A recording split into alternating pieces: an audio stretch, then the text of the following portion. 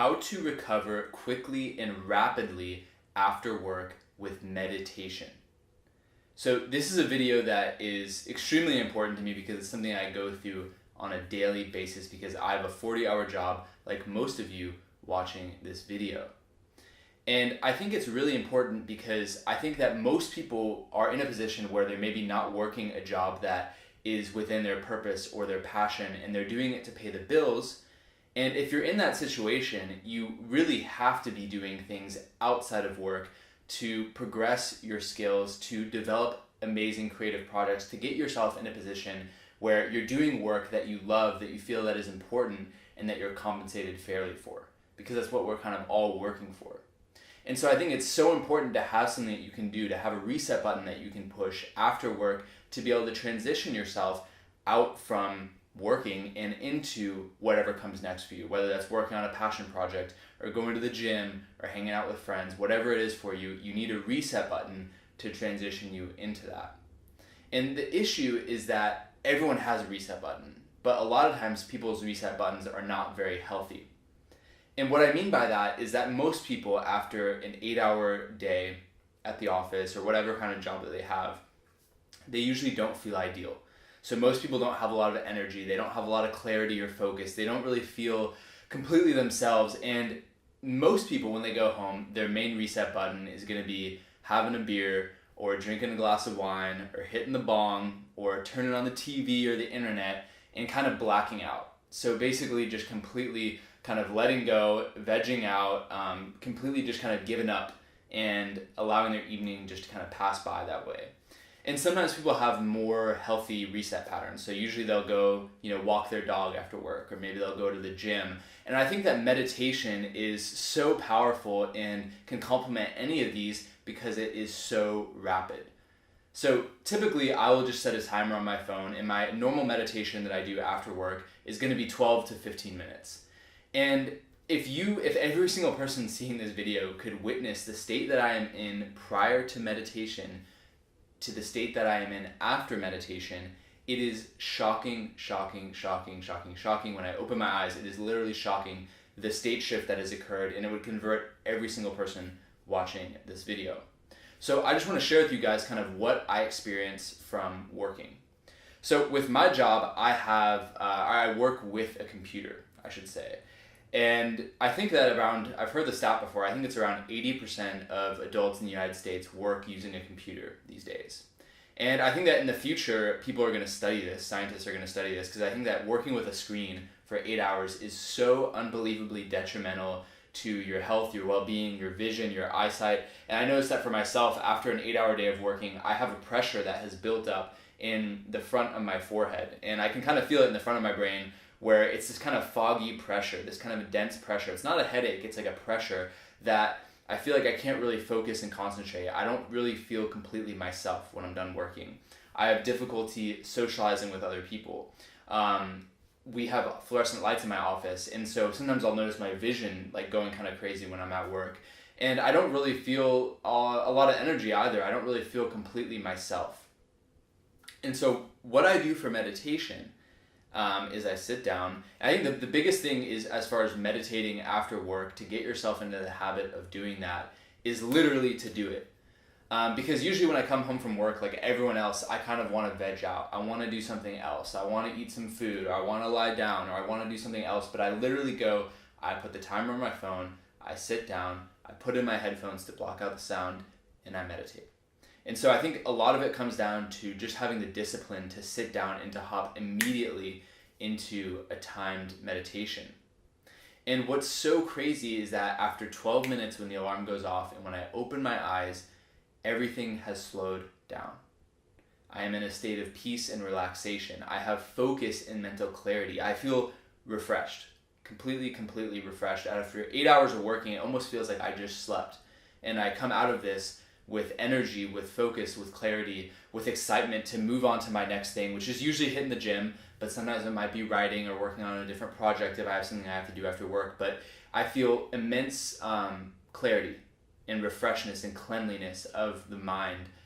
I go from having this kind of mental fog over me to just kind of lifting it off after just 12 minutes. And so in my experience, just from chatting with people, I think that everyone is interested in meditation, but very few people meditate. Many people have tried meditation, but oftentimes they get dissuaded because they feel like they're having too many thoughts, or they don't really know how to go about it, or it's kind of intimidating. So I'm just going to break down very simply how to meditate after work in about a 12-minute period. And so what I do is you close your eyes, you sit down, and I simply observe the breath for about the first 5 minutes of meditation.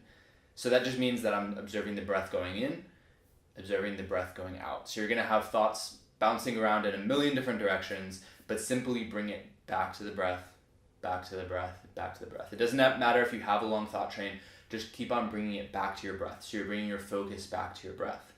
And the reason why this is important and so effective is that the breath is a very low stimulus input. So we live in this crazy pornographic age where we have instant messaging, social media, screen time, text messages, YouTube, all these different things, the news, the media, the television, the internet, where our brain is jumping down around in a million different directions, and almost no one has the ability to focus and concentrate for sustained periods of time. There's literally an epidemic in the United States where people cannot focus and concentrate, and it's inhibiting them from achieving their goals and dreams. And I highly recommend reading a book called Deep Work. It goes all into that. But basically, people literally cannot focus and concentrate. So when you train your brain to focus and concentrate on something very low stimulus, like your breath, you're basically programming yourself for success. Because if you think about it, the activities that will contribute most towards you achieving your goals and succeeding in life are usually low stimulus activities. So like writing a book, writing a proposal, reading research, coming up with a theory, writing an article, creating a presentation. All these things are very low stimulus activities. And high stimulus activities like scrolling through your phone, watching YouTube, watching TV, is what everyone engages in because it's so easy, it's so passive, it feels so good just to relax and have your brain hit from a million different directions. But it's so difficult to then go and sit down and focus on something that's actually important. So not only when you're observing your breath are you gaining the ability to focus and concentrate, but you're also lowering your heart rate. You are entering a state of relaxation. You are releasing cortisol, which is the stress hormone from your blood, and you're also entering a slower wavelength of your brain's thinking. I think it's called either alpha or beta, but basically you're entering this slower wavelength. And so when I notice that happening and when everything starts to slow down, I then shift my focus and awareness to the sensations that are occurring in the body. So I'm still observing the breath, but I'm also have started to feel and observe everything that's occurring in the body. And so after work, typically, I will focus on my mind. So I'll focus on my brain, and it kind of feels like I'm a brain surgeon because I'm literally just feeling all these sensations in the front of my forehead, and it's extremely uncomfortable. But the rule with meditation is to focus on the sensations with equanimity. So basically to focus on the sensations without attraction or without aversion. So you're literally just feeling it. And it's almost like you're asking to feel it more, to really understand what it feels like.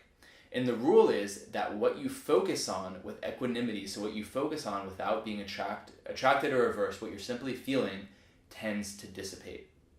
And that is the miracle of meditation, is that these uncomfortable sensations that are painful, that are just very fidgety, very uncomfortable, if you can stick with them, they tend to dissipate.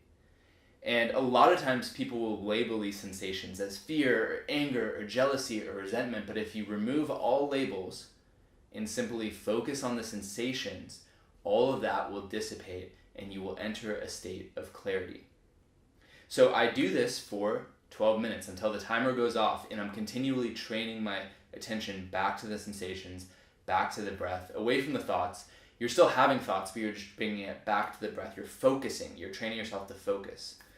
And when that timer goes off, like I said, I open my eyes, and instantly it's like I have peace, I have clarity, I have freshness, I have cleanliness of the mind. And I think that is one of the most desirable things I've ever felt, is the feeling of peace and cleanliness. And then the feeling that I can go and accomplish anything that I really want to. So guys, I hope that this video was valuable and important to you, and if you liked it, I would love if you commented below with what you thought about this, or if you thought it was super cool, then hit the share button or like it. And I wanted to make another announcement, which is basically that for the past almost 2 years since I started this blog, I made it a rule where I was going to upload every single week, no matter what. And I've stuck to that pretty much. I mean, there's been a couple weeks throughout those 2 years where things have come up and it just hasn't been possible. But for the most part, I've hit it every single week. And I'm actually transitioning the blog now to once every other week. So basically twice a month instead of 4 times a month. And the reason why I'm doing that is that I realized that doing it so often, every single week, having to shoot a video, come up with a topic, edit it, upload it, doing all these things, it was taking up way too much time and actually inhibiting me from accomplishing some of the projects I've been working on that are really important to me. So I'm shifting it to once every other week, so you're going to start seeing me upload every Thursday, every other Thursday. And I'm still going to try to maintain consistency because I think that's really important for YouTube, is just to be very consistent. I'm just going to lower my consistency or lower the frequency at which I'm uploading. So guys, I will see you next Thursday, and I hope that you have a great day. Ciao.